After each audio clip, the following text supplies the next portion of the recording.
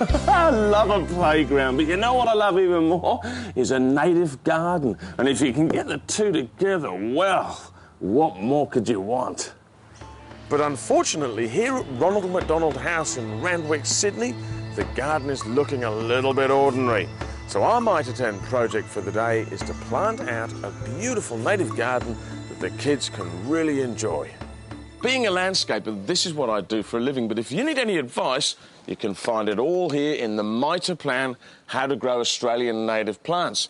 It's excellent advice. They list a whole bunch of plants, tell you how to grow them, and the best thing is, it's free. First job on the list is to get all the gear from our local Mitre10 store. Soil conditioner, fertiliser, mulch, and of course, a good selection of suitable native plants. Now that I'm back at Ronald McDonald House, it's time to unload all the gear and get stuck into it. Right, now once I get the plants out of the ground, the first thing to do is the soil prep. Now this stuff's not bad, it's quite sandy, which is going to be good for drainage and therefore good for the natives that we're using, but I might just give it a little bit of a boost with some dynamic lifter, just to add some nutrients to the soil. Most important, remember, your garden's only as good as the soil it grows in. It's time to rake up the thick layer of built-up leaves and rubbish so that I can get to the soil.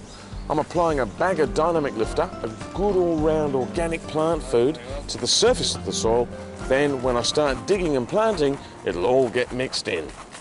It's important to set your plants out so that you can get an idea of what they're going to look like and make any adjustments before you start digging, not afterwards. And what I've got here is a beautiful selection of Australian natives, starting at the back here, Backhausia Citriodora. Now these will fill up this void here, and then we come down to some strappy leaf plants just to get some texture and movement. We've got Mitre10. We've got Cordyline stricta here. These will fill up that void. Then we come down to Casa Blue, just a little bit different.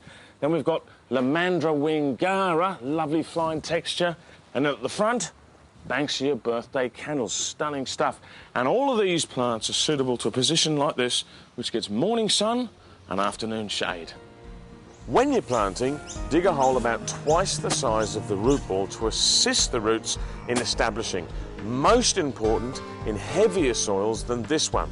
Once the planting's done, it's time to apply some fertiliser before watering in and mulching, which, as we all know, is an absolute must, because not only does it make the garden look good, it makes it feel good by reducing water loss through evaporation. Well, there you go. Now the kids have got a lovely, low-maintenance native garden to go with the playground. Now, if you want to do something similar to this, or another type of Australian native garden, check out your Mitre Plan on Australian native plants.